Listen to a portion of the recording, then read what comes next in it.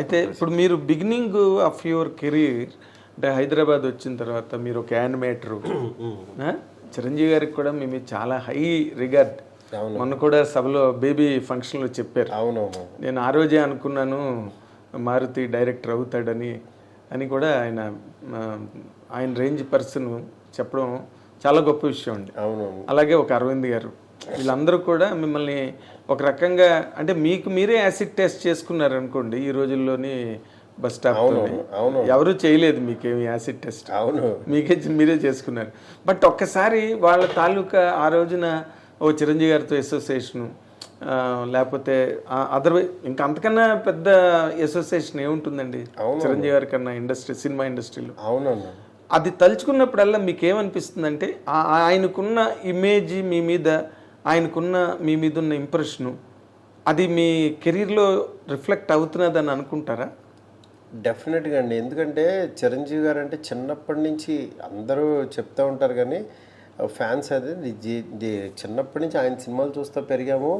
అంటే hard core fan లాగానే ఇంకా చిరంజీవి సినిమాలకి వెళ్ళటం, ఆరవటం, బ్యానర్లు కట్టడం, రాయటం, ఆయన బొమ్మలు వేయటం, నా ఆర్ట్ కూడా అలాగే డెవలప్ అయింది. ఓకే, చివరికి ఆయనకి ఉపయోగపడింది నా ఆర్ట్.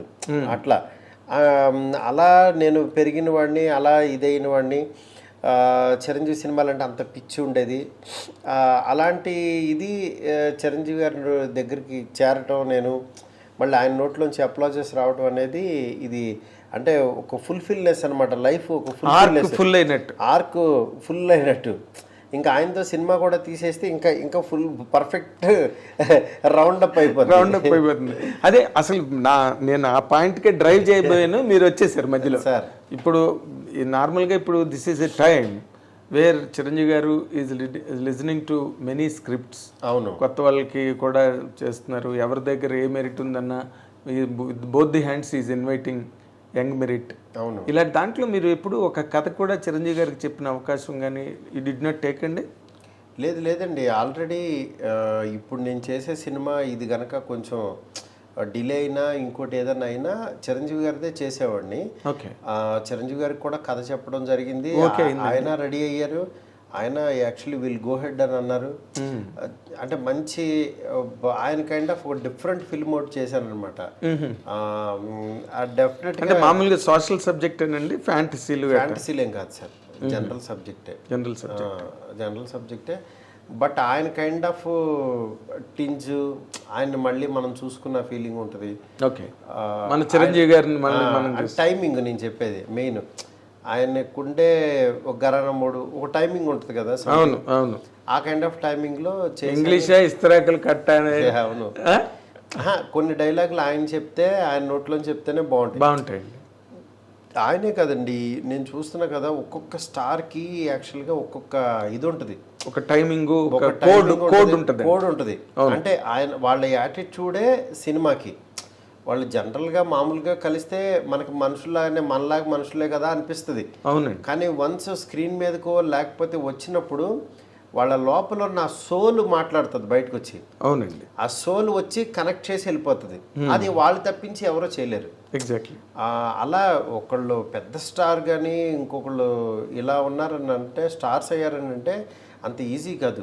అవునండి, వాళ్ళ కోడ్ ఏదో అందరినీ హుక్ చేస్తారు. ఇప్పుడు నాని టైము వేరే వాళ్ళలో చూడలేం, నాని గారి టైమింగ్ అవును అది ఆయనలోనే ఉంటుంది. అట్లాగా నవీన్ పోల్సే టైమింగ్ తనలోనే ఉంటుంది. అలా మీకు చూస్తే ఆర్టిస్టులు అందరూ ఒకళ్ళకి కంపారిజన్ ఉండొచ్చు. చూడండి, అవును, బన్నీ టైమింగ్ వేరే వాళ్ళు మ్యాచ్ చేయలేరు. ప్రభాస్ గారి టైమింగ్ వేరే వాళ్ళు చేయలేరు. అట్లా ప్రతి ఒక్కళ్ళు ఒకళ్ళకొకళ్ళు స్పెషల్ టచ్ ఉంటుంది ఒకటి. సో అయితే చిరంజీవి గారిది మీకు ఓకే అయిపోయింది? ఎప్పుడో అయిందండి. అవునా? అయితే మీరు ఇప్పుడు ప్రభాస్ గారి సినిమా తర్వాత ఏమో చూడాలి ఎలా వెళ్తానో. వెళ్తా డెఫినెట్గా. మొన్న కూడా డిస్కస్ చేసాము, టైం సెట్ అవ్వాలి. ఇన్ జనరల్గా హీరోలుగా మీరు మాట్లాడుకోవాల్సి, మీరు చేసిన హీరోలే కనుక ఒక నాని కానీ, లేకపోతే ఒక శర్వానంద్ కానీ, లేకపోతే మన సాయి ధర్మ తేజ్ కానీ, ఇప్పుడు ఈ కైండ్ ఆఫ్ ఈ రేంజ్ హీరోలు అంటే వీళ్ళు పూర్తిగా బన్నీ అయితే ఇప్పుడు పెద్ద hero, all India level hero అనుకోండి ఈ రోజున. బట్ వాళ్ళతో మీరు కథలు రాసేటప్పుడు మీరు మామూలుగా మీరు అనుకున్న కథ రాసుకుంటారా అండి, లేకపోతే వాళ్ళ ఇమేజ్కి కథ రాస్తారా మీరు? ఇమేజ్ని అసలు నేను ఇమేజ్ని బ్యాలెన్స్ చేయలేనండి, అలాంటి డైరెక్టర్ని కాదు. ఫస్ట్ ఓకే, నేనేంటంటే ఇమేజ్ కంటే కూడా మంచి కథ మంచి సినిమా గొప్పది అనుకుంటాను నేను. ఎందుకంటే వాళ్ళకున్న ఇమేజ్ కరెక్టే, కానీ ఆ ఇమేజ్ని ఈ కథలోకి నేను ఫిట్ చేయగలనా లేదా అనేది చూసుకుంటా. ఆడియన్స్ అంటే నేనే ఆడియన్స్ ఎక్కడో ఉండరు. నేను ఒక హీరోని నేను ఎలా చూడాలనుకుంటున్నానో అదే యాక్చువల్గా చూపిస్తా. అది యాక్చువల్గా ఆడియన్స్ ఎక్కువ మంది చూస్తారు, అలా చూడాలనుకుంటున్నారని నేను అనుకోవచ్చు. ఓకే, అలా అనుకుని నేను తీస్తా. అది కొంతమందికి నచ్చచ్చు నచ్చకపోవచ్చు, అది వేరే విషయం. అది వేరే విషయం. మీ జడ్జిమెంట్ మీద మీరు రాసుకుంటారు కదా. మీద నేను ఎప్పుడో కథ అనుకున్నా, మహానుభావుడిది పాయింట్ 2012 13లోనే అనుకున్నా. ఒక క్లెన్లీనెస్ ఉన్నవాడు, ఓసిడి దీని మీద ఉన్నవాడు, మాస్కులు పెట్టుకుని తిరుగుతాడు, ఇది ఇట్లాగా. అసలు దాంట్లో ఆ సినిమాలో ఏంటంటే వైరస్ కూడా అనుకున్నా. ఒక వైరస్ వచ్చింది, కరోనా రాలే అప్పటికి. ఇంకా అదే ఎప్పుడు 2012 అంటుంటే ఒక వైరస్ వస్తే వాడి లవ్ స్టోరీ ఎంత ఇబ్బంది పడతాడని కూడా అనుకుని ఈ వైరస్లు ఇవన్నీ ఎవరికి తెలుసు, నార్మల్ వాళ్ళకి ఎవరికి తెలియదు కదా, ఈ క్యారెక్టర్ విలేజ్కి తీసుకెళ్దాం, అక్కడ పండించచ్చు ఫన్ను అని చెప్పి దాని కథను మార్చా. ఓకే, అట్లా వైరస్ కి బదులు విలేజ్ ఎంచుకున్నా. ఎందుకంటే కొంచెం శర్వాకి యాక్చువల్గా ఇంకా ఆడియన్స్ పెరగాలి, మాస్లోకి కూడా వెళ్ళాలి, అందరికీ తెలియాలి. శర్వా అంటే క్లాసు, అంటే ఓసిడి కాన్సెప్టే క్లాసు, అవును, ఇట్లా ఉంటది అనుకుని యాక్చువల్గా నేను దాన్ని స్పాన్ పెంచడం కోసం అట్లా చేశాను అనమాట.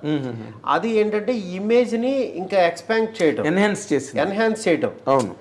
ఇప్పుడు మన సాయి ధర్మ తేజ్ ఉన్నాడు, ప్రతిరోజు పండుగ తీసే టైంకి తనకి యాక్చువల్గా బిఫోర్ చాలా తనకి కొన్ని ఫ్లాప్లు కొన్ని యావరేజ్లు ఇలా వచ్చినాయి.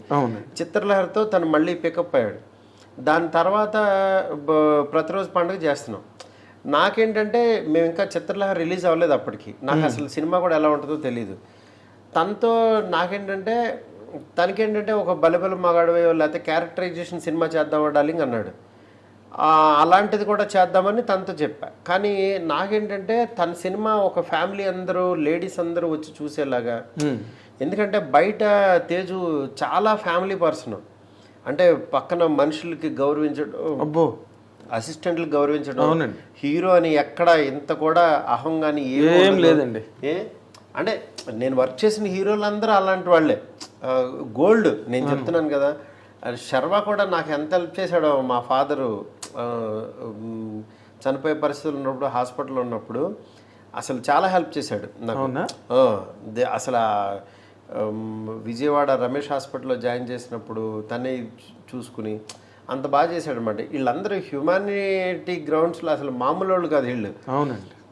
అలాగా తేజు కూడా నాకు తిను ఒక మంచి విషయాన్ని చెప్తే తిని ద్వారా బాగుంటుంది అనుకుని ప్రతిరోజు పండుగ పాయింట్ చెప్పాను. అదే చెప్పంగానే తనకి బాగా నచ్చి లేదు డార్లింగ్ చేద్దాం ఇది అని చెప్పి ఇంకా అక్కడి నుంచి ఫిక్స్ అయ్యి, తను కూడా మా తాతగారు కూడా ఇలాగే ఉంటారు అని తను చాలా ఎమోషనల్గా జర్నీ చేసేవాళ్ళు. ఓకే, ఐడెంటిఫై చేసేవాళ్ళు. అట్లాగా అది ఇదైందనమాట.